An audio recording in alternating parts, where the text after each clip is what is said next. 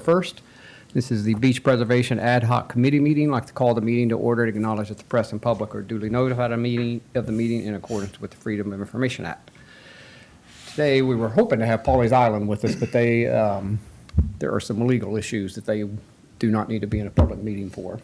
So I get it. You good? Got Stephen. Yep. Oh, good. Hey, Stephen. Good morning. Good morning. So our discussion of emergency policy and discussion of the Folly Beach property maintenance ordinances, Douglas/Scott, thank you all for pushing stuff out. Don't know if folks have had a chance to read that, but I would love to, if there are other future meetings we need to have, that's great. We can bring in whoever we need to. But I'd love to start wrapping this committee up if we can. I know staff has spent some time thinking about the format of the report to council. And I think we'll wind up, Douglas, I think y'all were talking about putting it in the context of the beach management plan, kind of a similar index and setup and style. So I don't know that work has started, but that's kind of the plan, if you will. But we can close out the meeting with next steps, or if we need additional meetings or you want to pull additional people in, that's fine. But it kind of feels like we're getting to the end of our wrap-up to some degree. Can I have one suggestion? Absolutely. When we're going through the reporting, I go back all the time to our February 9th kickoff, and we had our three objectives and timeline. And when we're going through our recommendations, and for me, it's just kind of the reconcile what we set out to do versus what we ended up doing. And if we have our recommendations, which I hope we're going to codify, line them up with the ABC to ensure that we did complete what we kind of set out to do. I think we'll have more than, there'll probably be some ancillary stuff too, but Yeah. And that way I'm trying to think ahead to the council meetings as well. If we tee it up, this is what we set out to do, and this is the objectives, and here are our recommendations. It might be easy to condense. Yeah, it might be easy to condense it for that particular audience so that we can get through it. Well, So we can have the outline of the recommendations follow the objectives laid out. Yes, and that way we can also ensure that we've actually addressed all of these as well. Yeah. And I think all of it's we're here. there. Yeah. It's just a matter of organization. Yeah. And I think, the work Stephen had done, I mean, that can be an appendix or however we need to style it, but I think that's a good point, so.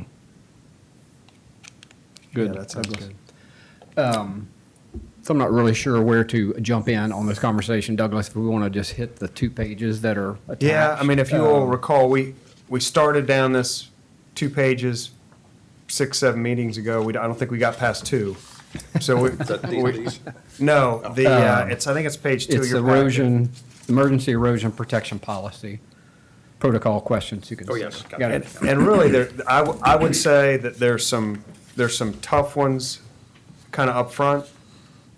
And then, I think as you get farther down the list, they kind of flow off the responses of the first few. So, and I would just suggest that we kind of hit on each one. And I don't know that we have to completely wrestle it down to a recommendation today, but we could certainly try. And really and I guess as way of kind of background, I would just say that the city has handled emergency control, emergency response one way historically, and there was a definite pivot this go round with and I would say that the circumstances were different. We'd never really had erosion to the level that we'd had it on the south end.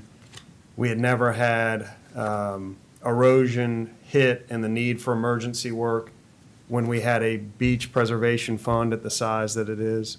So there was just a different set of circumstances, and the city has definitely reacted differently in the last year and a half than we ever had before.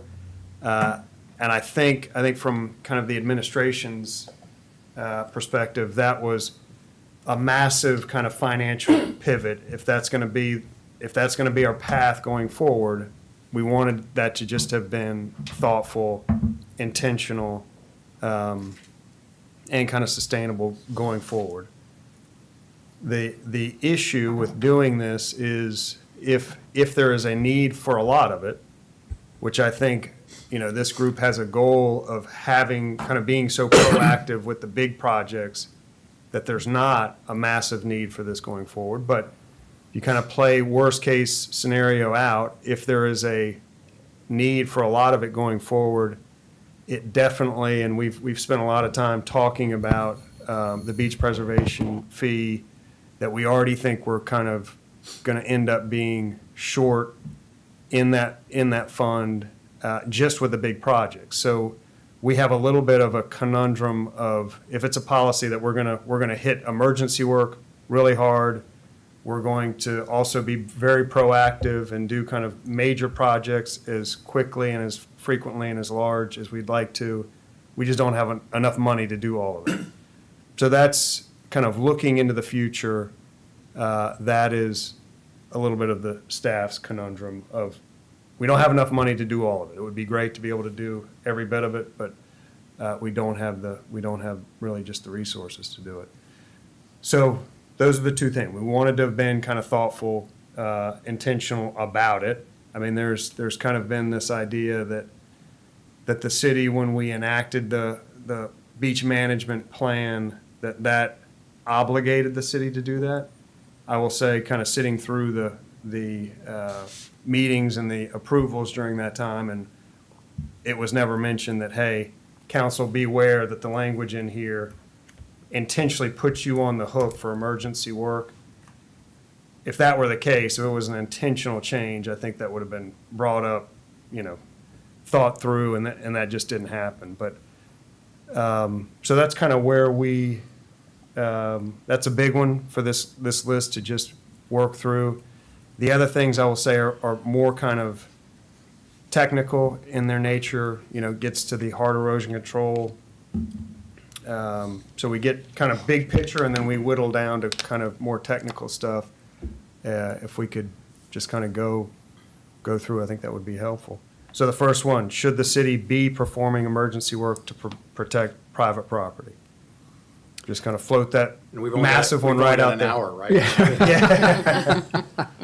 Well, and I think, Douglas, to your point and to Scott's comment, this committee is making recommendations to council. They're not deciding anything. So, we may wind up taking votes and not all be aligned on certain things as we get to recommendations. I think what's going on with the community enrichment plan, there's not 100% buy-in on everything that's going to come out of there and go to the council either, and I'm expecting that'll happen here too.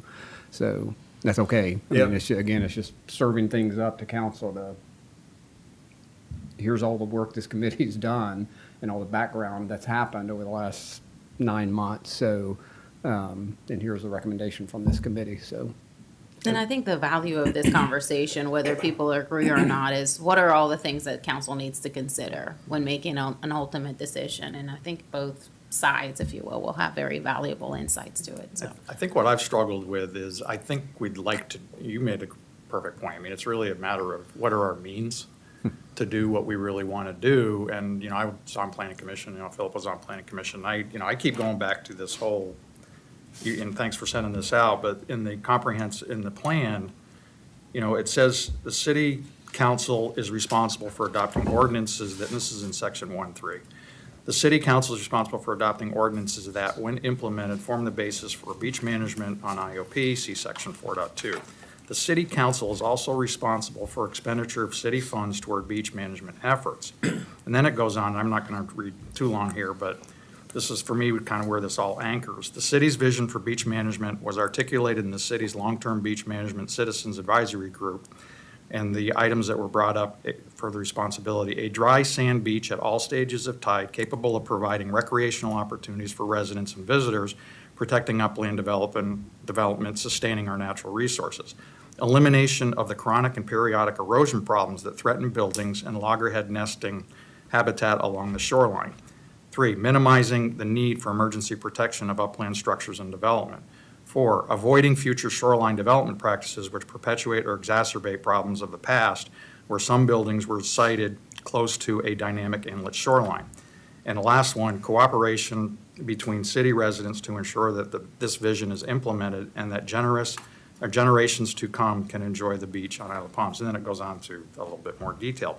But when I read that, and it's at the very beginning of the plan, I look at those as, those are our objectives, those are what we're, in my opinion, it kind of turns it back to this is what the city's supposed to do.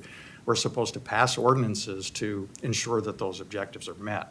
I think what's happened is, we're flat-footed right now because our funding's been pulled at the state level. We've got limited resources at the local level.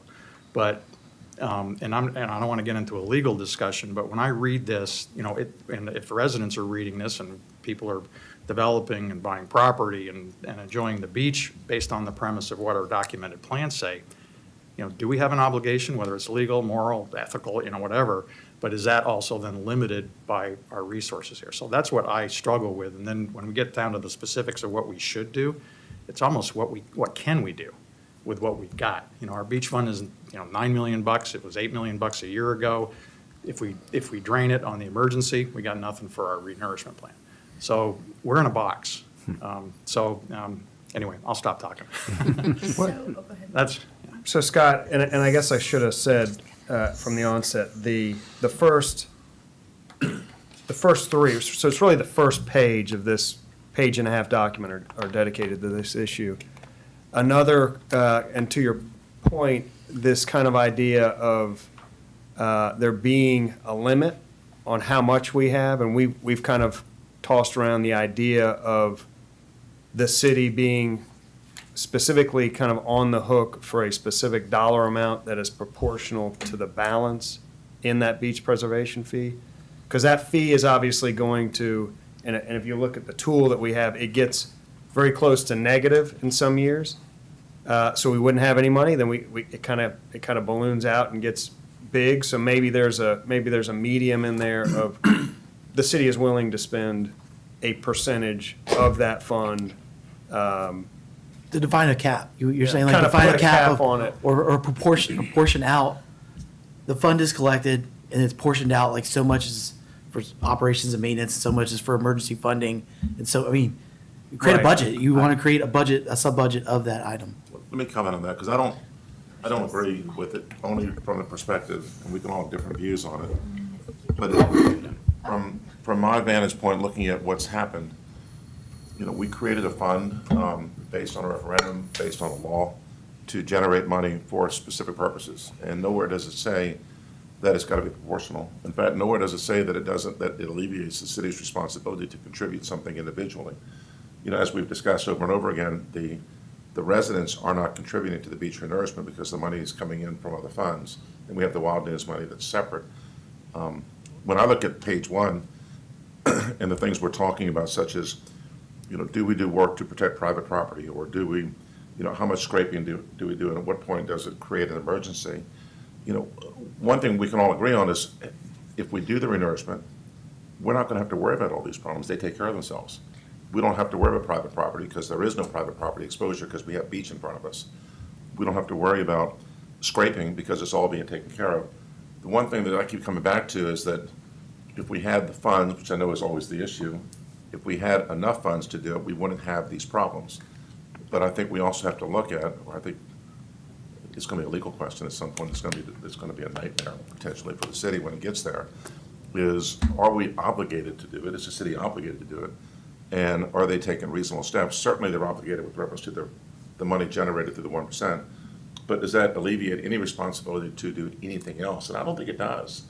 I mean, I keep coming back to the fact, and I've been a resident here for a long time, that the entire, the soul of the island is the beach. And we seem to ignore that to some extent. But the housing market, the A-tax monies, everything we generate is from the beach. And if we're going to sit here and watch the beach be deteriorated, we're going to have less beach access, it's going to all trickle down across the board. And I think we have a responsibility to do something. And I think if we had an extra $3 or $4 million, whatever the number is, we wouldn't be sitting here having these discussions. So I know we've talked about other ways to raise money, but I think it's the responsibility of the city to do things, whether they have the monies or not. And people can disagree with that. I know there's different opinions about where it falls, but I think that the city's heading down the road of if there's problems, and we're going to start seeing decreased value not just to the beach owners but to everybody on the island, and then we're going to have lawsuits coming out of everywhere. And I don't know how any lawyer can give you an opinion definitively what's going to happen without going to court to determine it.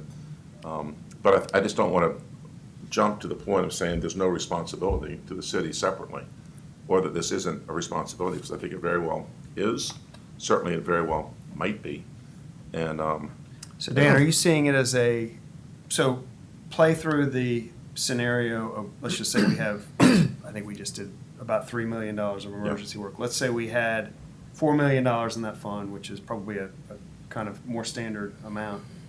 If we spent all of the money on emergency work, we didn't have any money for major renourishment work, I mean, do you feel like legally, in your mind, there was a legal obligation to spend the sky is the limit on emergency work, and it might put you in a situation where you just don't have any money to do the big scale renourishment, and that would, from your kind of lens, that's a situation that the policy just creates for the city? well, I don't represent the island, so I can't give you a formal Yeah, I opinion, mean- but from my perspective, from looking at it without jumping totally into it, I don't think that the city is limited by what's in the fund. The fund does not include contribution from other ways we can get it, or from residents who may have to contribute money to save the money.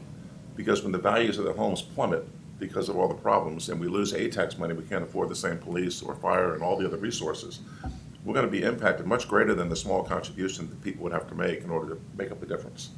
So I think your point is the city should raise revenue to the point that it is able to support emergency work, large-scale projects at at whatever frequency the city deems necessary. It may need to. I mean, you look at, some of the complexes, and it's more done in the scenario of condominiums. You see it all the time, where there's a special assessment, where something happens and you just have to generate the money to fix it, and you don't have a choice. Because in the long term, it's costing you money now, but in the short term, it's costing you money now. In the long term, it's saving you a tremendous amount of money. And that's the one thing we haven't been able to pinpoint how we're going to do it or if we're going to do it. But yeah, I'm not sure there's a cap. And I keep going back to, the city does a lot of things with tax monies to pay that are generated from the residents. The beach renourishment is not one of those.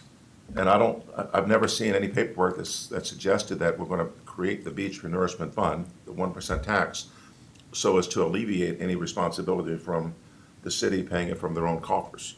And I hate to do it because nobody wants to do it, but if it's a choice of damage to the beach that's going to impact everybody in so many other ways, a little bit of contribution from the city can go a long way to take care of it. And I know we have a limited amount of funds generated on a yearly basis.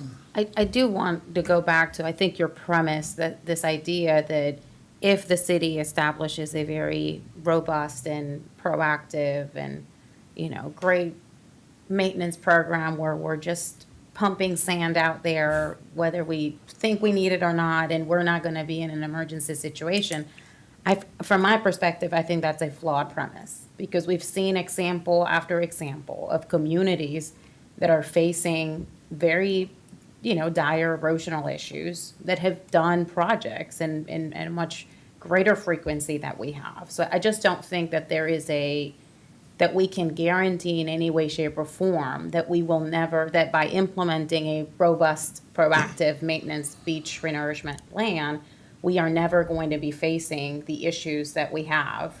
We've seen that example in our own community on the north end. I'm not suggesting that we would be in that scenario. And I don't know where we're going to be, but it doesn't alleviate the fact that under the criteria that's set forth and the goals is to have a very fluid, very well-sustainable beach. And the damage from not having it is huge, and everybody seems to disregard that. Why do you say that, Dan? I totally disagree with that comment. Okay. That we disregard that, and that it's not a priority, that it's not, why do you say that? I mean, we spent a year sitting around this table, trying to come up with I think everybody realizes the beach is our economy. No, that's not what I'm saying. You say that, but at the same time, we're still not in a position where we're contributing money from the city or looking at the city. The city's not fixing the problem. We've been spending a year dealing with this issue. The problem is getting worse. It's worse now than I've ever seen it on the beach, and I've been out here since the 80s. Okay, and we're still not, and we're setting up a plan, which is great. But at the same time, we're worried about, do we have a duty to spend money to protect the beaches, when if we don't protect them, we may not be able to fix it. Go ahead. Well, I think that duties are being met. We are doing, there are activities occurring almost daily. I mean, you see the construction vehicles out there. It's not like things haven't been happening the whole time. So the I duty, agree. that- I to say agree. that someone isn't meeting their duty, the city isn't meeting their duty, I mean, duty is, it's a big word. And it's an important thing to internalize and recognize. It's being done. There are things being we are done. doing it, but at the same time, I we're think talking it's about not fiscally, doing it. we're talking about fiscal responsibility here too. It's like, I think, on the question number one, we can all say, yeah, we have a responsibility to protect private property, but is there a limit to it? You can't just keep fixing the same broken thing over and over and over again without doing maybe a major repair and going, all right, let's pause and stop doing Band-Aids. Like you've used the word Band-Aids before, and go, we're gonna do a bit nourishment. But if we drain the fund, now you're saying, hey, let's just go crazy and build it as big as we can. Well, to what extent? Like what's the right number? I mean, and to Desiree's point, you could put all the money in the world in there, and we may not fix it. We may have the same problem every year because we could have another storm that comes or another phenomenon that affects the beach. Yeah, but all those factors, if you have another, if it's a named storm that comes, you have other involvement. And- I was saying, speaking to your mic. Oh, I'm sorry. If you have a named storm that comes, you have other involvement. And we are doing the Band-Aids. The problem is we're talking about whether or not we cut off the Band-Aids, whether or not we say there's a cap, there's a limit. And I don't agree with that. And I think that what's going to happen is that as you continue, so I agree right now, the city's doing the Band-Aids, they're doing what they're supposed to do, and I appreciate all of that, I really do.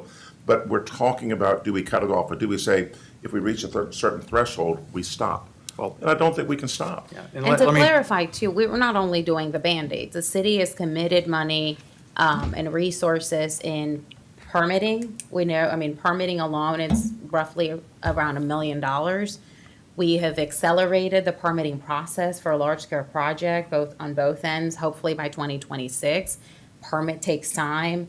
And so those are things that are already in place that I don't want to get missed, in the conversation, because I think that's really important. The fact that the city is putting itself out there, funding these efforts, so that we can do this large-scale projects. They take time.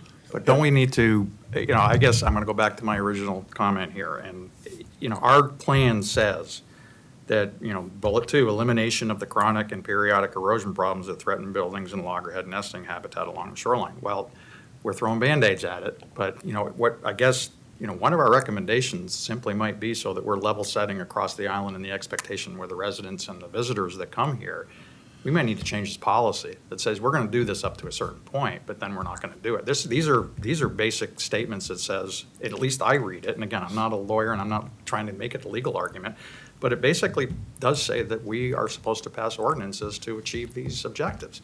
And I've been watching that beach on the south end since March of 2023, and we're, Andrew, to your point, yeah, we're doing a lot, but we're losing ground every single month, in my opinion. I mean, I watched that dune, we've got things in our criteria here where we're talking about replenishing dune when it gets to 50 feet or 75 feet of dune. Well, we'd be on it right now on a huge stretch of the But beach. that kind of makes my point. Like you're doing all these Band-Aids and it's not achieving the result you want, right? So at some point you say, hey, cut that off. You have to put funding towards a more major project to the thing that really nourishes the deal and execute that plan. You have to at some point say, we got to stop wasting time and money and execute the next plan and operation that you want to do. So by putting limits, you say, I'm looking out for, hey, I want to keep working on this, and now it's failing, right? You're saying we failed at achieving the goal of maintaining a dry sand beach. We have to move to the next step, which is a more major step. But if we keep bleeding ourselves of funding, then you can't just keep going. We got chicken egg here, yeah. I mean, So- you got to have a decision point. You can't sit there and try to run them parallel. You're gonna spin your wheels doing it. And agreed, but the state has laws on beach management. We have a beach management plan. We've assumed a duty. The question is, with the assumption of the duty, are we going to prioritize meeting our duty? As far as what you just said, I agree with the concept, but we're in a unique situation. no matter what we do and how much money we have, if I found out that I had inherited $50 million and said, I want to save this beach this year, we couldn't renourish it because we don't have a permit. So we have certain obstacles that we have to face, and that's why it's hard to say there's a hard limit right now. The goal is if our committee does what we've really worked hard to do, and our recommendations are followed, obviously we have to come up with those, and that's where Philip is saying it's time, and I agree, it's time to come up with those. And once we give those, and if they are approved, and we move forward, we've got a situation where we still have to get there. And so I just feel that if we prioritize this, let me try a different analogy. If you change the word that we have to keep a dry sand beach to we have to keep habitable roads on the island.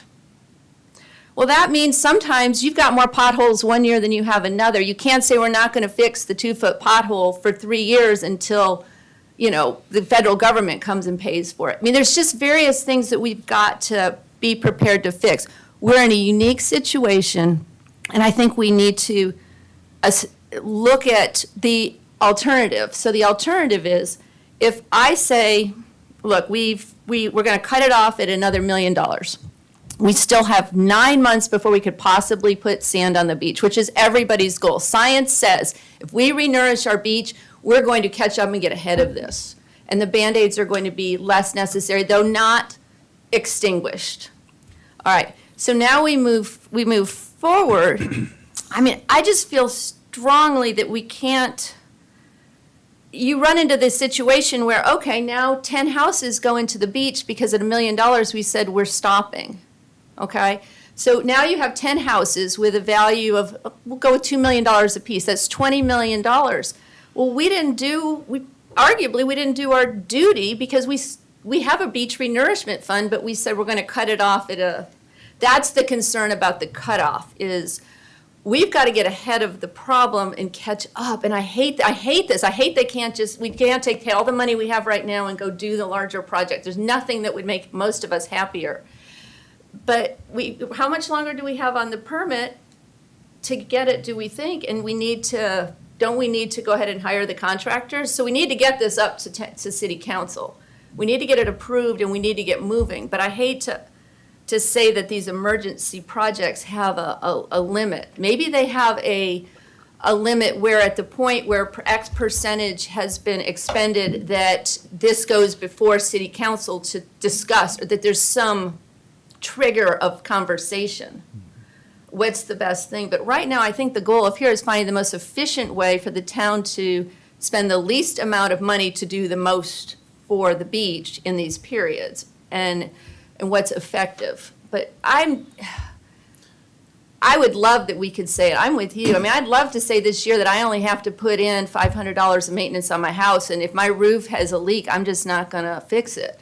But I can't. I can't promise that I'm not going to have a tree's not going to fall on my roof. But that's not what I'm saying. I said But that's where we are right now, is the tree fell on the roof, and we gotta fix it while we get the money to put the new roof on. So Cindy, I would say And I'm sorry, no, I get that. We love that And house. so close. We're so close, guys. I would say the analogy from our kind of having worked through these various erosional hotspots through the years, that the work has always happened. I mean, the work, but it has been funded by the individual who is protecting their property. So we would expect that if the city were to do what it's going to do, it would then back off financially. I mean, I would expect that those owners would do as they've historically done and fund that protection themselves. Well, when you So say that's it's- kind of the question is, do we, I don't think anybody is expecting that homeowners would just say, okay, we're not going to do anything, we're just going to let the house go. That hasn't happened historically. That it would pivot from the city funding it all to the owners funding it, which is the way when these plans were developed, when the referendum was enacted, when those questions were, that was the policy, that was kind of the unwritten rule of the land forever. But So I think that was the when you say expectation. forever, there's only been 3 renourishments, correct? And each of those But there's renourishments, only been 3.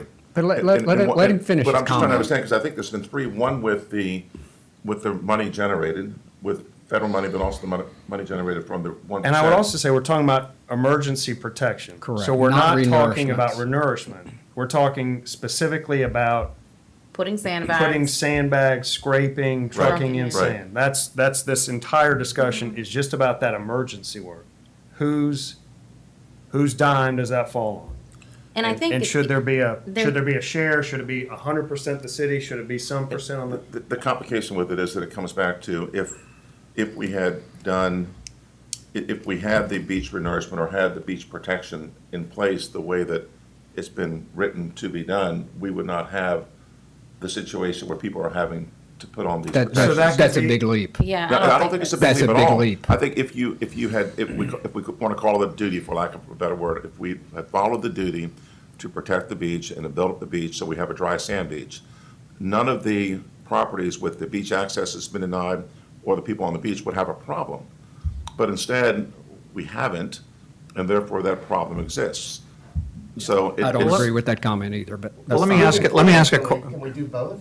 Can we do the big nourishment moving forward? We have the money, and then use that emergency fund at that point to protect the dunes. Would it be cheaper to put sand on the beach at the dune level versus 20 feet from the properties, somebody's house? I think what we've seen so far is that we don't even have enough money to cover just the large projects. Right. So I think the question is funding availability, funding capacity. If the city had the money, I think that we wouldn't be having this conversation True, about but whether we there sh- needs to be a Then should that be prioritization. the goal now, is to get that money, do a big renourishment, and then rely on that emergency fund that we get from the A-tax money every year or whatever to maintain it? Because right now, we're behind the eight ball. But the A-tax fund one and the goes same. towards the big project. So commingled. once we've done that big project, it gets pretty much completely depleted. Right. And, you know, it kind of goes back to this idea of maybe it's some ratio of the fund balance of, because there's going to be times when it would, and all of this is obviously dependent on the condition of the beach and how it reacts and if it's, but, you know, and not to paint a really dire picture, but Dare County, who we've talked to and been kind of liked how, impressed by how proactive they've been. They were super proactive. They did major projects. And then the erosion got right back to the houses. And Dare County said, you know, we've done what we can do. There's nothing more that we can do. They didn't do emergency work. Property owners didn't do emergency work. And they are in the cycle of losing houses now. let me So ask you a not question, that Douglas. we need though. to, but that's kind of the question of, do we just continue all spigots full go at the expense of potentially, you know, going well into the red and that kind of, But would it help, when I look at Dare County, when I look at, Edisto came and talked to us, Foley came and talked to us, do they have in their comprehensive beach plan the same language on what some may interpret as obligations? When I listened to Edisto, they were pretty clear. This is where we do what we're going to do, and the Army's going to do what Army Corps is going to do what they're going to do, and here's what the residents are responsible for. And I got the same feeling from Foley. I think where we're getting into, who's responsible for what is, our documents say one thing, and it can be interpreted multiple ways depending upon which side of the critical line or the setback line or the baseline that you're in. And so I think, I think there are a lot of residents that are willing to help fund, but it gets back to, well, if our documents say we're going to maintain that dry sand beach and the dune system, then yeah, if we had done that, then we wouldn't be here. So I think that's part of the argument.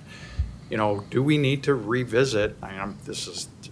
Do we need to revisit and see what these other municipalities are saying so that we're clear with our residents and everybody about what can we do? Yeah, And then, I'll go back to the other thing. The state's left us high and dry.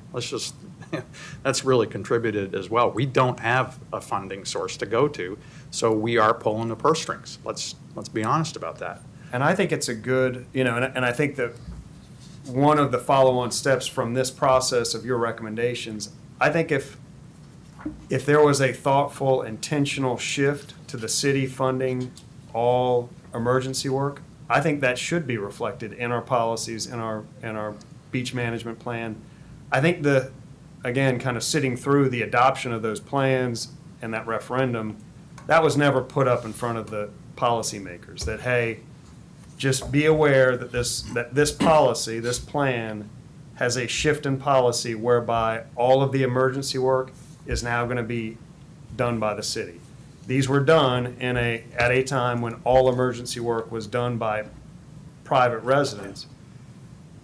So I think if there was a shift, and it was an intentional shift, we don't want that to be kind of buried in the language. We want it to be a very intentional, agree. open thing, and if it's, Kind of Scott's comment, if we need to if we, revisit. if we yeah. need to go back the other way, and we think that it was the language shift the policy unintentionally, I think you're right. We should go back and kind of clarify Yeah, that, council hey, this approved was this and the not. state approved this plan, so we got double approvals Yeah, on we what's should in the have them, document we should already. have them aligned with our policy and have that crystal. I think those are, I mean, we're talking about visionary statements, just like the city's strategic plan has a vision statement that says we want to be a welcoming, environmentally conscious community.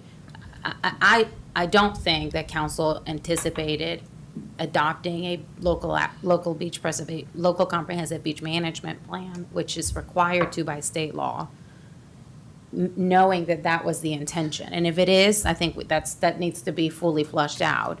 I don't know, we haven't compared other beach management plans to say if they also have an aspirational vision of having a dry sand beach and doing what we can to maintain that.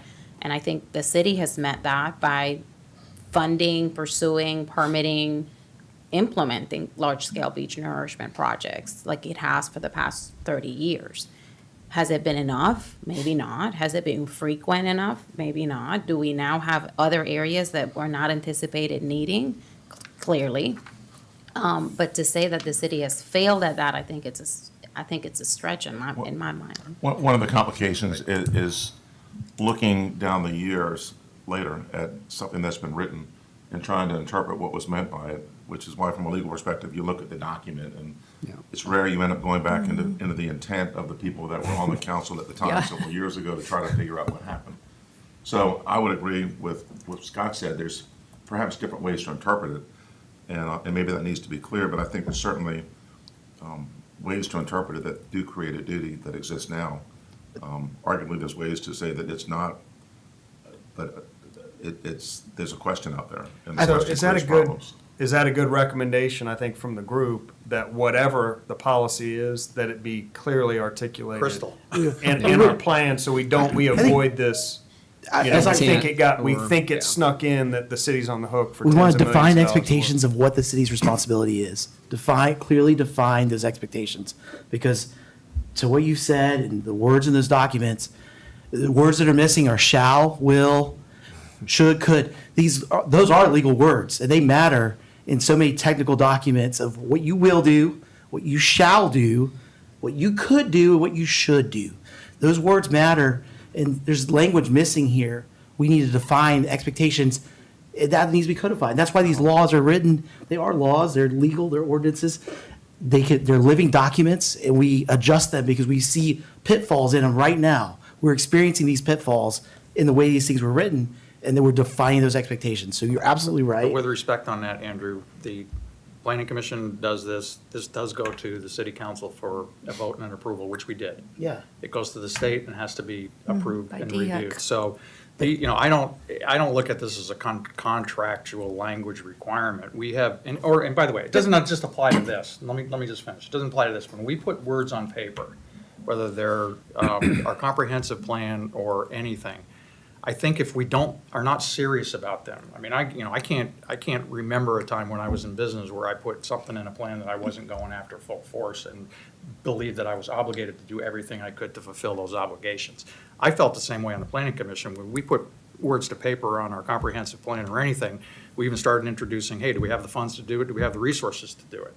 I don't take these documents lightly. So, and I think that's where the confusion is. A lot of people don't take them lightly, and I certainly don't, and I don't need to have a shall or a may or whatever in these things. But I mean, you don't think I take it lightly, right? I know, I think it's subject to interpretation, but I think you were describing that we needed to have But- contractual language in No, this. I'm saying, no, it's not even contractual language. It's a breaking down exactly how you set your obligations and how you set your prioritizations here. Because you have to have a certain prioritization level of these risks and these threats to the environment and to our community, and define how I'm gonna go about Well, my executing that plan. My suggestion is we just clarify. Yeah, I mean, That way there's- that way there's no I want to make misunderstanding. sure, I want to make No, sure we have because of defined the- right. expectations, so we meet those expectations, so we don't have confusion and we're not debating it. We go, hey, look, this is how we're going to go about this going forward. I'm not sure the city has, and with all due respect, I think that when you get to the point, you have a committee, and it goes to the city, and it goes to the state, and you enact it as basically a law. I don't think that the city can unilaterally have a vote among council to determine what the law means. I think it's a bigger step than that. And it's gonna take more time, and you could talk to your city council on that, but I think that once you go through the steps, we have, all the passages, and it's approved by them. I don't know if we can change it, and I think the citizens have the right to rely on it. They may be in a position where you have to go back for another referendum to understand, because you're literally arguably changing what people have agreed to. So Dan, is your point that the referendum, that's the language that created the obligation? I think it's- Or is it and that is No. challenging to change, or is your point that it's the beach management plan? What is the language that you I think think it's a cannot be combination changed? of all of it. I think that's the problem. Everything's complicated when you get to the point of putting it on paper. And when you get to the point that citizens and people start relying on it. And that's where it gets complex. And you can't take a piece of it without looking at all of it. To your point, Scott, earlier, I'm just very quickly researched the local comprehensive plan for the town of Edisto. And they've included as part of their goals, a dry sand beach at all stages of the tide capable of providing recreational opportunities for residents. So I think it's the same language. Same language. Because that same language is coming from the state beach management act, that it's a requirement of city. And I say, back to your point, it's sort of an unfunded mandate from the state on all these local communities that you have to. Therein lies the And point, therein lies the problem. But Dan, So- oh, go ahead, Cindy. I was just saying, so the goal merely is, I think for our group, and I think we've all expressed it by our attendance here, is to prioritize that goal. And if you prioritize that goal, then you start trying to achieve it as is possible at each moment in time. And possibility, there's the financial possibility plays into it, and there's the possibility of the factors that we've seen, on particularly the south end, in just as far as how quickly change can happen, and how what's reasonable and feasible is somehow restricted, which gets us back to where we're going, is that you've got these restrictions. So when and we've also moved forward from what's on the sheets of paper to acting, because we acted by having a beach renourishment fund. So then we've not only can our people and citizens looking before they buy property or make business decisions on the island or where they're going to come visit, they look at this, they rely on it, and then they see also that we mean it because we're creating funds. Now, the next issue, I think, is prioritizing it in a larger way, which is we need to educate the community that we don't have sufficient funds coming from X, Y, or Z, and that's why we're going to council with new ideas. But some of these are going to be a little harder. Some of them may be more creative, but I think, just going back to our question of Band-Aids, I wish we didn't have to have any Band-Aids. I just think we'd struggle with putting, if maybe a trigger could be put on it, but I don't know we necessarily can put a percentage or a dollar limit. It could be when 20% of a fund is reduced, that a conversation has to occur, X needs to be notified, and a decision needs to be made how to best move forward.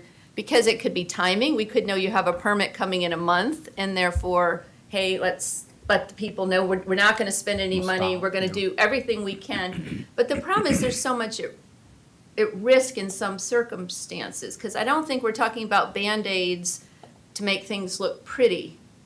I mean, we're really talking about getting us to what we had a few years ago, which was this, and maybe Mother Nature is going to beat us. But if Mother Nature starts to beat us, then I think we look at other resources too. I mean, you look at New England, a lot of beach corners, groins, you know, they have, or even Sullivan's, they have a rocky revetment that protects those 3 or 4 homes that are just, there's just no way renourishment on that north end of Sullivan's would protect a few of those homes. So they came up with a solution at some point. So nothing's meant to, everything should be fluid, but I feel that a trigger would maybe be better than a hard stop, maybe? Totally in agreement with that. Yeah, that's all. I mean- agree with your concern 100%. You can't drive, you know, you don't want to end up with nothing the day we But there get the has to be, permit. like, staff has to have a limit as to what they do in day-to-day operations, and then come back to council and say, hey, we need We're another nervous. amount, and if we reduce it by this amount, here's the risk long-term. Because then there's an evaluation there, and it's a check and balance of the whole thing. And there's a record that, so now the public can see, hey, wait a minute, we really do need to raise money. We're seeing they're doing all they can. We still have 12 months till we can get our beach renourishment. Now they've come and they've said maybe we need to tax, assess, and people say we get it because the triggers, Expect it. and And we're this communicating goes- and we didn't come in With some fine expectations.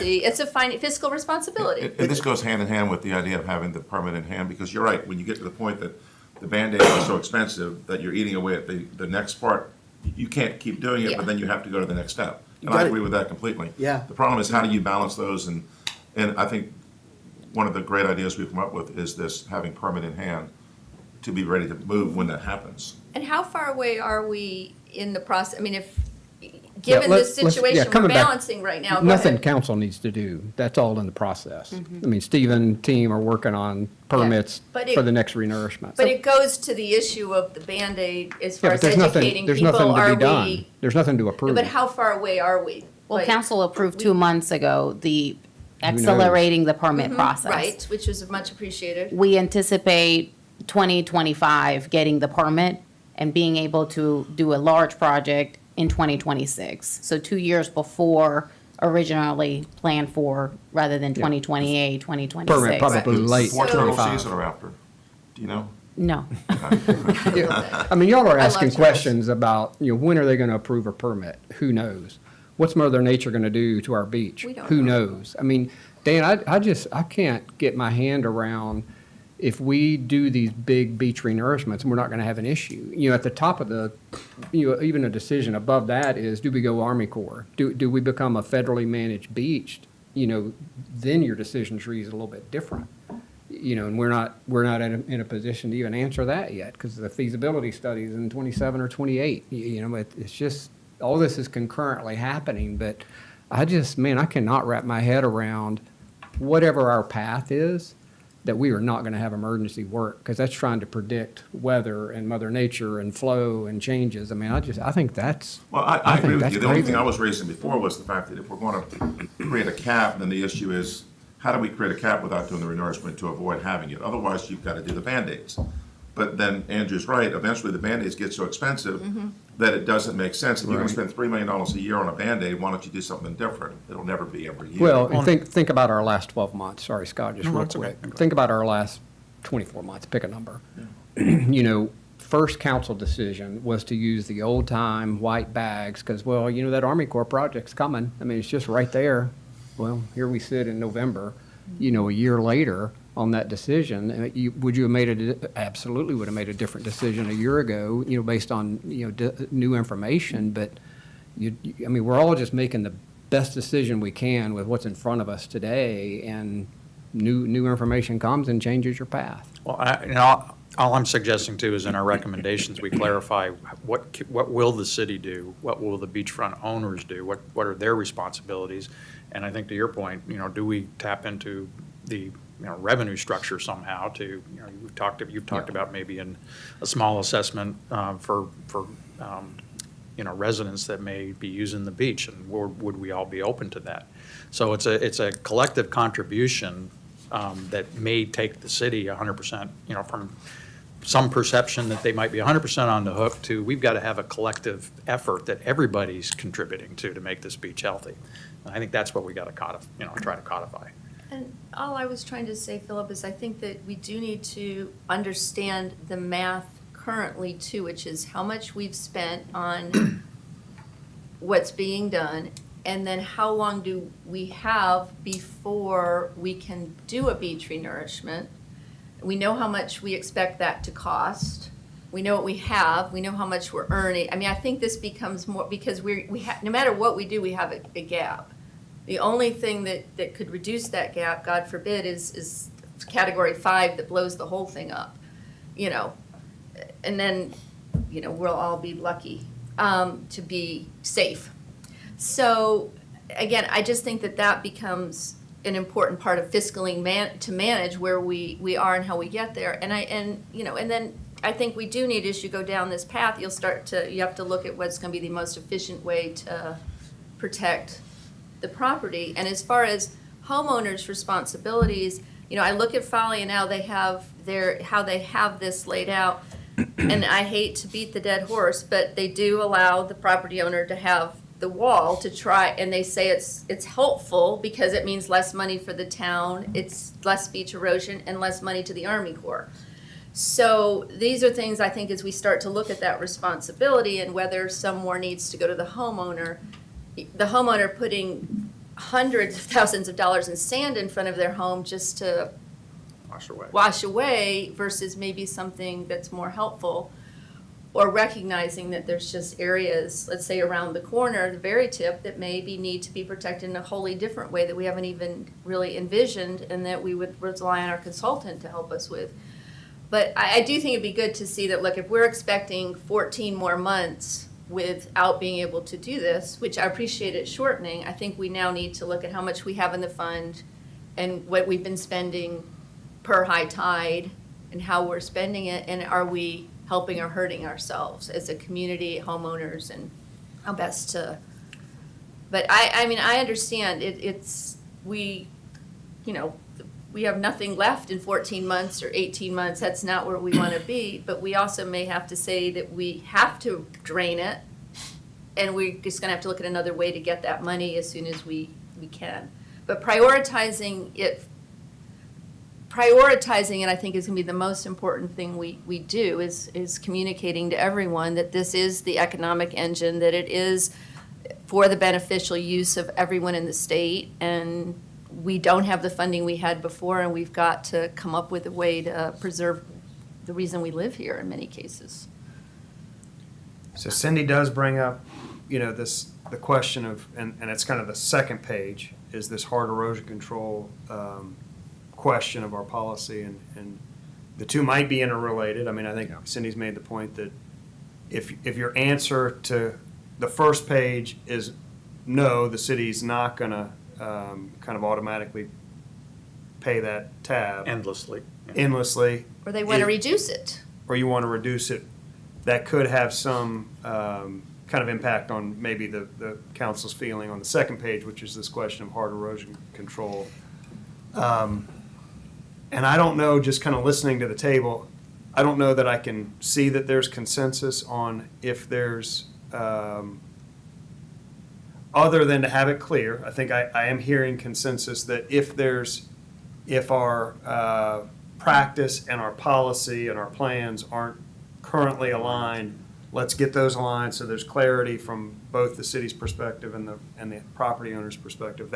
That's coming, kind of coming through as consensus. I don't know that I can hear that there's any consensus on kind of the budgeting question and the responsibility, which I also think is okay. I mean, I think if this group said, hey, we have an obvious kind of answer is here, council, here it is, that would be great, but it sounds like I think there's an idea of not like, really there. you say, hey, there's trigger points, and it's like, here's your day-to-day operational limit, and when it's time, if we need more, come back and have a set point, like, hey, the budget, like you said, the budget reduces by a certain volume, that trigger's met, you come to council and say, we need an option for another 10%, that we go lower than what we initially said. And that's kind of what That's kind of where we're at our right now. procurement process kind of has us on define that. On that path now. But don't we Stephen have- and the yeah, staff sorry, go ahead. go to council and say, hey, you know, if you're of a mind to continue this effort, here's the next step, here's the price tag. You know, again, not to paint a dire picture, but if it were to continue endlessly, there would be a point where we go to council and say, hey, we need whatever, 500 more bags to continue this effort, and we don't have the money. We're now at a point where, we're deferring other things, we're not doing other things, we're laying people, we're doing something. We haven't gotten there yet, and I don't know that I can tell you exactly when we would get there, but we would eventually get there. And that's, that's kind of what we're wanting to be prepared Seems- up front to address that. Is the money for the sandbags, for example, coming from the beach nourishment fund? Yep. So we'll always have the money. The problem, it's not, we're not gonna lose the money, it's just that that money is coming out of monies that otherwise could be used to do a renourishment. That's correct. Well, we have an I mean, naturally internal conflict, and that is that the funds on our quote beach renourishment are commingled between emergency, which we can't, I'm with Phil, they're gonna come, and we can't designate that. We've got a little bit of a trend, and the major beach renourishment. The third leg of the stool is the revenue side of it. So we are, constantly in a conflict. If we spend more on the emergency, we got less for the beach renourishment, which is forecast to go to zero. So it's all back to the funding, and I think if we can solve the funding nut, then we give ourselves the flexibility and then get to that point of where, once we can do that initial beach renourishment in 25 or 26, maybe we do get a little bit ahead of this curve. But we got, I think to Cindy's point, I think what you're trying to say is we got 2 years to, what are we going to do in the meantime?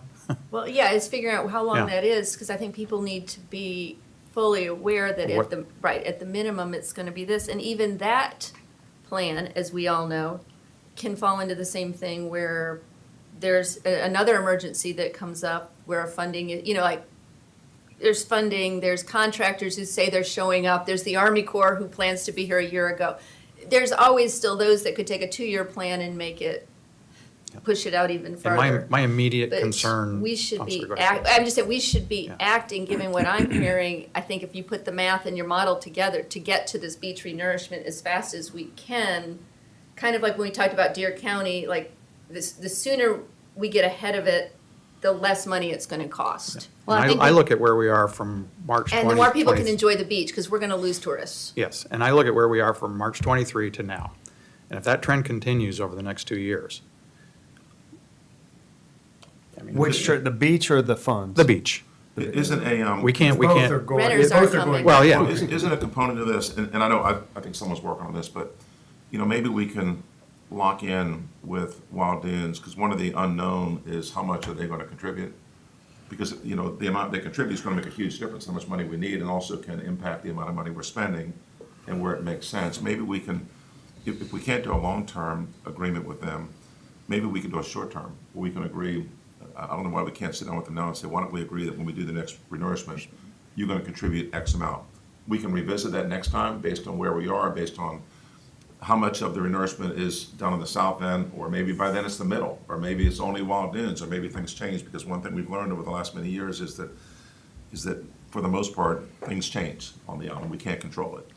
But maybe we can lock that in, and that'll give us a little more comfort, because we're still guessing right now.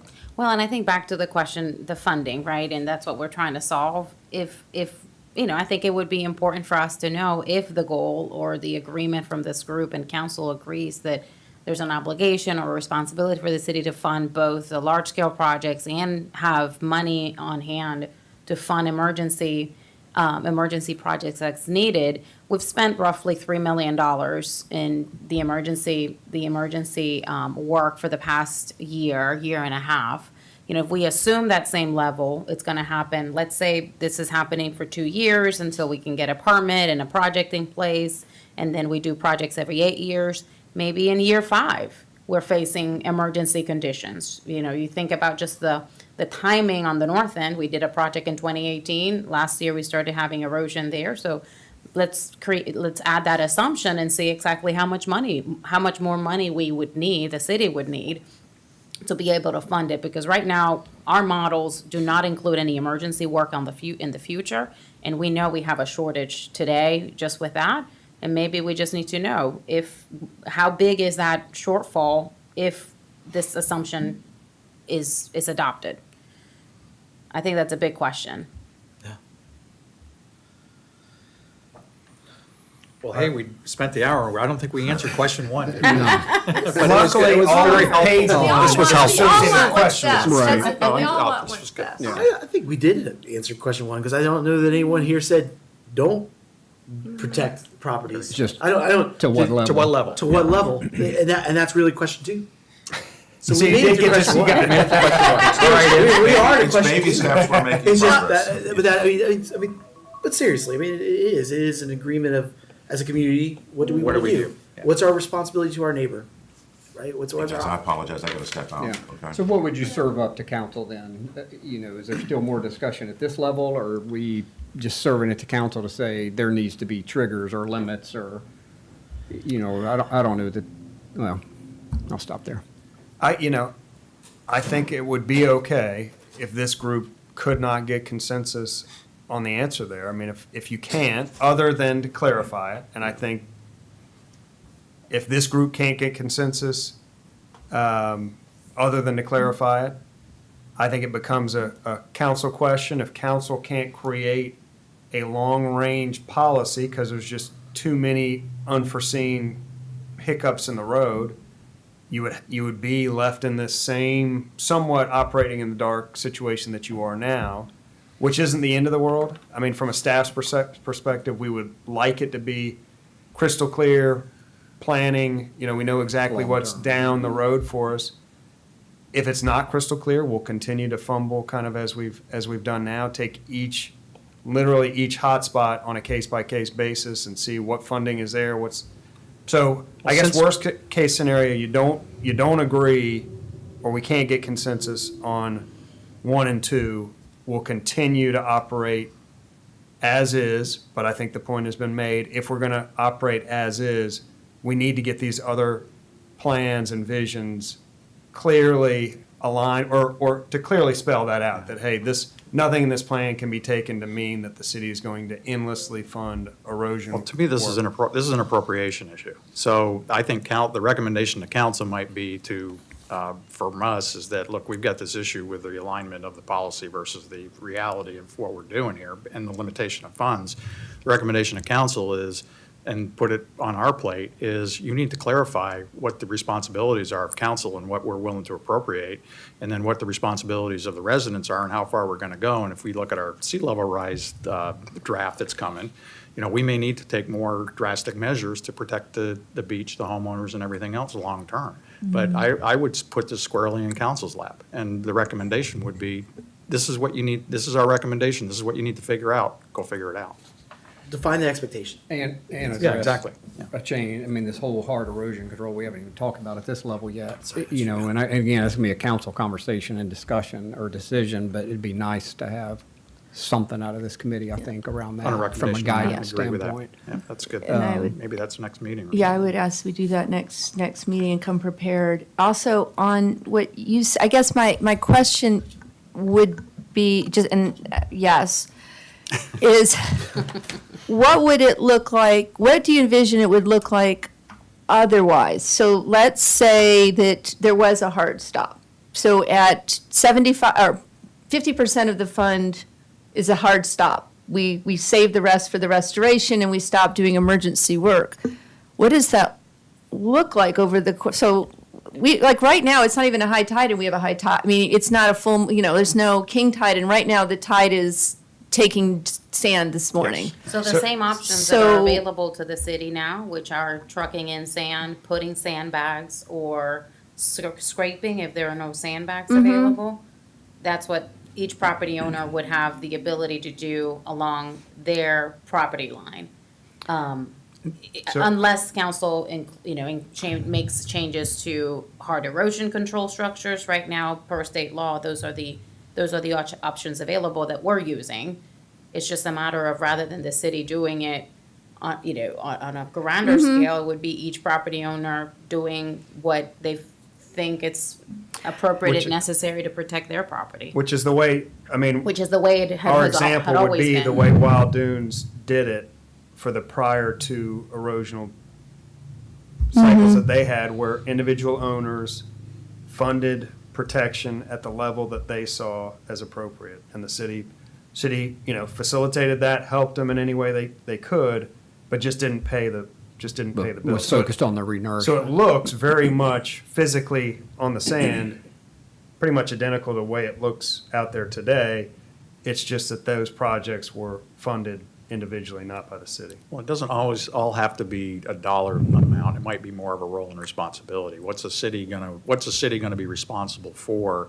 And then what are we gonna allow the residents' ability to do to mitigate their own protection? And then, if we're responsible for X, Y, Z, and the funding's either not there or it is there, we can exercise the city coffers. But if the money's completely not there, then we're gonna have to go, it's gonna be the city's responsibility. It'll be clear that it's that responsibility to go find money or reallocate. But then it's clear, the expectations, what I would envision for a resident, homeowner, rental property, whatever, or even, for the public beach accesses, we're clear on who's gonna be responsible for what they're gonna be able to do to maintain their own protection. So I think this will roll into the Could be. conversation next week, because I think what ends up happening within that is if the state has provided that the city has the responsibility for a dry sand beach, and you haven't done that, no homeowner can create that, what those magic words are, whatever they were, on a dry sand beach at all tide stages. I can't create that in front of my house in order to, you see where you run out of the ability. So if the city does its obligation when it does the rest, You won't need to do that. then, there will be moments that where it won't be, but it won't be an entire stretch of X dune and X whatever. And I think that's where, when you look at Folly, which thank you for sending, it creates the homeowner responsibilities once that's done to keep it as best it can be. So they have responsibilities for particular areas in front and all that, and that's where the hard erosion fits in particularly well. And it would fit in. So the point is that it's hard to tell a property owner in 3 months, let's say that's 21 months before the renourishment, that for the next 21 months, that you're going to be funding sand in front of your property in perpetuity with no economy of scale. Yeah. And you're competing, Yeah, by that's the way, hard. because there's only a few contractors who will do this. So I can call a contractor and say, come to my house, there's a storm coming, and he says, sorry, everyone else at this table called at 9:00 and it's 9:03, and so I can get to you in 3 weeks. So there are these confusing. practicalities that we'll need to look at. But as far as funding, and like Dan had said, there may be room for, some assessment. There may be other ways that we look at it. But I think, and I'm sorry, Desiree, please. No, I think we're confusing what the city's currently doing in emergency protective measures. We're not trying to get a dry sand. I mean, we're against the clock, and right now the efforts that are being done, it's solely to protect private property. Correct. So I think your point that property, if council establishes a limit to how much money it has currently to fund emergency protective measures and says, okay, we're gonna do up to here, and after this, it'll be up to the owner. The responsibility to the owner is not going to be try to get dry sand beach and restore the beach. It's gonna be try to do what you can with what's available to protect your private property. So we're talking about just structurally protecting homes from falling into the ocean. So it's the same work that the city would be doing, just funded by the private owners. I don't think the city would say, well, owners go hire a dredge and dredge Make our beach. 1 million cubic yards and make the dry sand beach. It would just be the Band-Aids that protect the private property until a time is, the time comes for a large-scale project that does add new sand to the beach and restores the dry sand beach. So I think I feel like sometimes in the conversation, we confuse that effort with the Band-Aid that the city's currently doing, and whether, I think that's the question, whether that is the city's responsibility, should be a combination of private property owner and the city, or not. I mean, And to add to that, and thank you, is something else when I said we should look at how much time it is and how much money we've spent and how much is now look at, well, what if there's a better mousetrap? If we're now looking at 24 months of emergency work, possibly, likely, in the moment of time now, it would seem likely this could go on for quite some time. Is there a better way to spend those funds to protect the homeowners? So, and I'm spitting stuff out now that I don't know, but let's say you've talked about geotube. What if it's a geotube across the beach instead of trucking sand in it? I mean, what if there is, and I think that we do need, if we are talking about a Band-Aid, whoever's paying for it, if we are truly that far out with the circumstance we have, that we may need to also look at whether it's a full-time contractor bringing in more sand than we're bringing in now, or it's a different sort of structure, or it's private property having an erosion, having the ability to put these up. But it's not gonna be 6 months and this is fixed. So as we have this, I think we also need to, you guys have experience of what's draining money, like as you look at the budget of how you're fixing things, and thank you.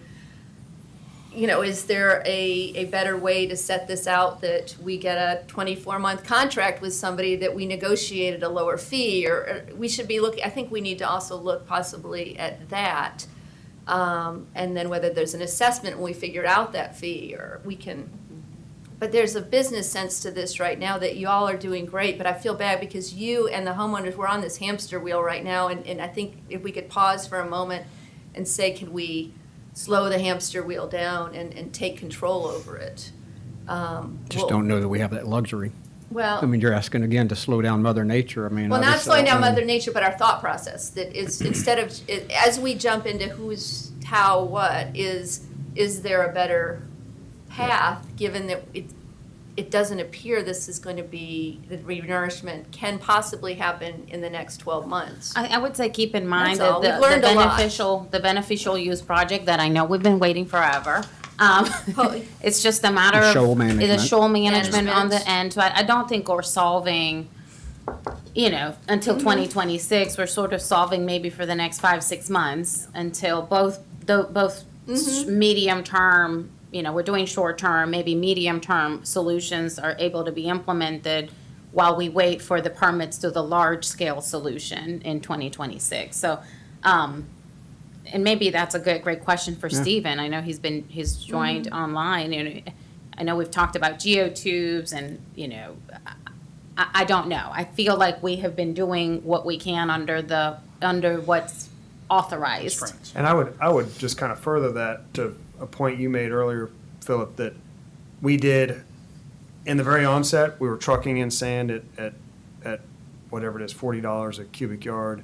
We did white sandbags, and so it was very expensive sand that left within the tide cycle. We did those cheap sandbags because we thought they were very temporary. Those kind of didn't make it through many tide cycles. So we have definitely been pivoting with, as the conditions change, to, okay, it's taking longer, we need a different kind of mousetrap. So part of this experience has definitely led us down a path of kind of refining what we're doing, how we're doing it to get the best protection for the money. And maybe we take that learning experience and put it into a little bit more of a roadmap for the future people who are sitting here, because we're probably going to go for 10 years and not need it. So Hopefully. Everything crossed, everything crossed. Hey, Stephen, anything to add to Such a that great island. conversation? Yeah, can you hear me okay? No. No, hold not on. yet, hang on. Stephen, try now. I thought it was Can you loud hear me enough. okay now? No, where's your mic? Testing. And we can kind of hear you. I think it's We'll be volume, very I think it's the quiet. volume on our end. He's got it all the way I'll up. try to speak loud, so my office can get over it. But, yeah, I'll be brief, but at, the south end especially, we're working with a long timeline that unfortunately is not in our control with the core project, and I'm not faulting the core, especially now. They're just kind of at the mercy of the contractor. They were supposed to, the latest update, when we were kind of making these last plans, was that the project was going to start in October or August on the Isle of Palm side first. So that's been unfortunate, but they are going to be placing close to 500,000 yards of sand on the beach there, which is more sand that has been lost along that entire end over the past 10 years. So it really is should be a very large scale, complete restoration of that south end. So it, despite the delays, it certainly makes sense to wait on that because that's, in itself about a $10 million project that the city's not having to pay for. We certainly would have approached things differently, but, as Doug said, we've been working with the conditions down there. We had some very significant erosion pressure in 2023 and early 2024. The conditions have really stabilized a lot down there. So we're doing a pretty good job of being able to kind of hold the line without near as much scraping as we were having to do. And these new sandbags that have now been installed, offer a much better level of protection. So it's something that we're going to have to continue to manage.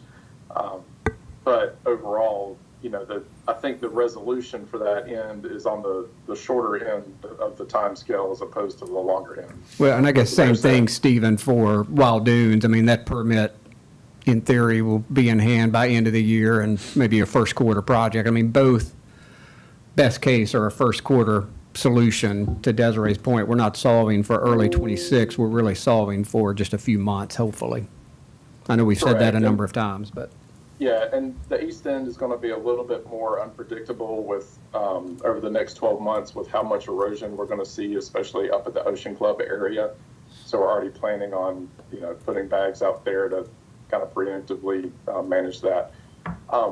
The only other thing I'll say, just on the funding conversation is, I know we have the beach preservation fee as one account, but really the way I think I would approach it is, you're going to have these large-scale nourishment projects that are going to occur on a cycle of, let's say, every 8 years. It may be a little shorter, maybe a little longer. So that seems to me it needs to be kind of a dedicated fund for nourishment efforts. And then a separate fund or a sub-portion of that beach preservation fee fund would be for any type of emergency or episodic beach condition issue that would cover shoal projects, that would cover post-storm recovery, knowing a lot of that may come back from FEMA or the state, or these episodic emergency conditions. And we could look at how much money has been spent on the previous two shoal projects, a smaller one in 2012, a larger one in 2014-15, how much money we've spent this past 18 months or so on sandbags, and kind of come up with a number, but I really think a number of, $2 to $3 million as kind of an emergency account to handle, these type of fairly significant emergency conditions in whatever form they may exist. That kind of gives you, council can figure out the exact number that they're comfortable with, but that gives you kind of your boundary conditions on, hey, we have this much to, we know we can handle a lot Kinda of sets your significant trigger. work with that amount. Yeah, but that also keeps it separate from your nourishment programs, which you're going to have too. So, Maybe that's too simple of a way to think about it, but Stephen, would it be I want to get your microphone back.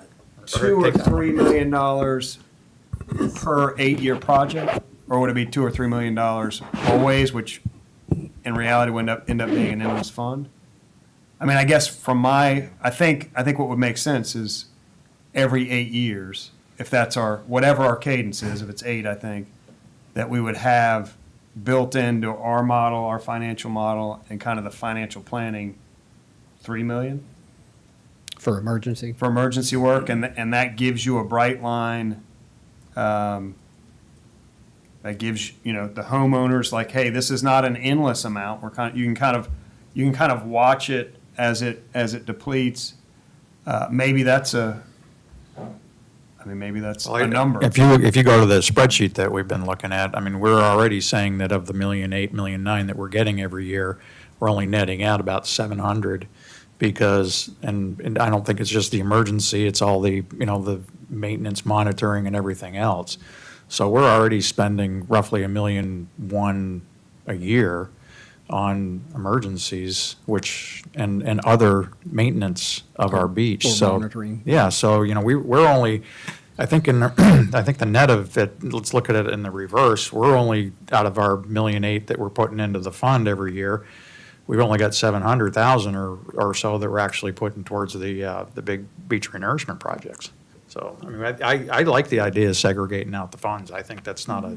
Maybe that's a you know, whether- recommendation. Yeah, Yeah. yeah, maybe that's a, And like that way we can have And I think it visibility gets- into both. I think it gets to what everybody's saying, whether there are 'Cause triggers or you'd end up with a limits or trigger dollar there, amounts. because when you got too low, you would have to say, guys, we need to find a way to refund this. Point is, we should always have something Yeah. in there. I mean, No, we've got- I think that if, Sorry. yes, I agree. I think, we've got a separate disaster recovery fund already that's broad use. I mean, there's really no limits on what you can use that money for. So, we need to think through how each of these funds play with each other and, and at the end of the year, when council decides where to put any excess funds that we have, this would just be another bucket to potentially fund. And I think it would be, because once it's separated that way, I think it would cover also the management issue, which is what I was trying to get, is we've learned, now we can, like, we have 3 million, how do we best spend it? Maybe we have a contractor that we interview once a year, even when we don't need this, to make sure we have someone that we have an agreed upon fee, because we've got to conserve this money, and we've got a responsibility to, and I think that responsibility of a fund would be, and we've learned, I mean, I know y'all have learned a lot. We Yeah, just that need kind to of move from there. working Kind of tired of efficiently. learning, yeah. Yeah, it's right. Let's move from it. Let's use it and, right. But that's an excellent point that we, as a staff, I think we kind of had to pivot from trucking in so much and, and we heard, there was kind of, people were enamored a little bit with trucking in. It was suggested we truck in $40 million worth of sand, I think, multiple times. And we could just see it is not, and in certain cases, Stephen will tell us, it does make sense when you think it'll last, when you're placing it in a place kind of as a real emergency bank, but not right up at the shoreline, which we did a couple of times. We put it right at the shoreline in an erosional episode. So we kind of struggle with that internally, but that policy wasn't clearly kind of articulated to the world that, hey, in this situation, it just doesn't make a whole lot of financial sense. Let's do this. So maybe if next week works, or whatever the next one, to get to the hard erosion control conversation. I think we're starting to build some pretty good recommendations to come up. Desiree, before you walked in, I know we had a quick conversation last week, that, to put a recommendation to council kind of in this similar format. And I know we've got a lot of what Stephen's work already, that's a big bulk of that. I mean, is that a draft of that doable at some point in the next week or two, or where's your? Not in head a on? week. Not in a week. Golly. Boy. Mayor, we have. Well, think there's- about it for a second. Is this where we might be able to, if it's going to be over the next 30, 45 days to finalize, do we want to get some administrative help for you to cobble this stuff and get it together, get a contractor in or somebody to help write or organize or Or do you wind up or having just, to essentially do it to get somebody up to speed? well, good Look, good, yeah. somebody that's got good, skills to put, I'm just Some throwing it out there. I don't hate to have this all, Chat- They could do yeah, I it. hate to have it all fall on your, Just fall on talk your. to it for a long time. Let it listen to all these meetings. See what and comes then see out, what comes yeah. out. Yeah, Put a listen to all budget the together meetings. for That's me. funny. I would say, give us a couple weeks. Whatever you want, yeah, I'm just Yeah. offering up We the help. were looking at the latest document Yeah. that, the group put together in 2008. I think it may be easier and simpler to model it back to the goals, using this model, but also just, making it real concise with the articulated and accepted goals at the beginning of this process, and start building it there. There's a lot of research that was done back in 2008 that a lot of the work that Stephen. Paid by the page. I Correct. get it, yeah.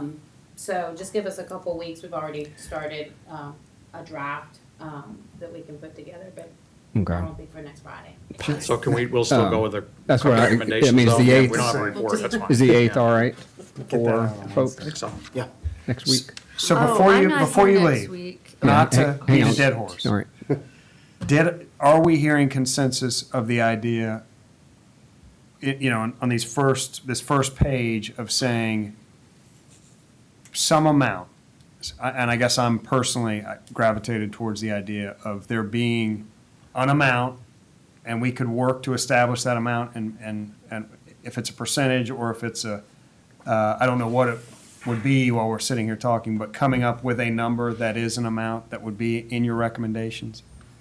For what, an emergency fund? The emergency work to kind of put back to the conversation, kind of putting a cap, so that would be a yes to question number one, and if so, is there a limit? There would be a yes to question number two, and then the rest would kind of flow from that. Yeah, we're talking about creating a budget line item from the other fee, like a drop down of the budget. And I think Or we would- bucket. You just wanna use thinking the out government loud, bucket for the- we would take the whole 8-year cycle, and we would add in, I think, we'd have the cost of that 8-year cycle that we know, and we'd add An average. a kind of an amount to that model, and that would become the amount that, So we're talking to put a dollar amount associated with these first couple that we believe to be an adequate target level of funding that could satisfy those two requirements. that's correct. Okay. And We can and plug- limit the cities. And limit it. So it's not, the case has been made that Or at there's least no tee it limit. up to council for But a then, further and then comment. I guess, if we're gonna put a limit on it, we better have an answer to then what happens. Right, and that's where I think the word limit may not be Maybe I think the it's trigger. I think it's the budget, I think it's what is What we this- think it'll require, yeah. Correct. Plug that number to the capital planning model and identify what is the shortfall, and then that's a conversation. Can we even fund our shortfall at that level, and start peeling it back if necessary.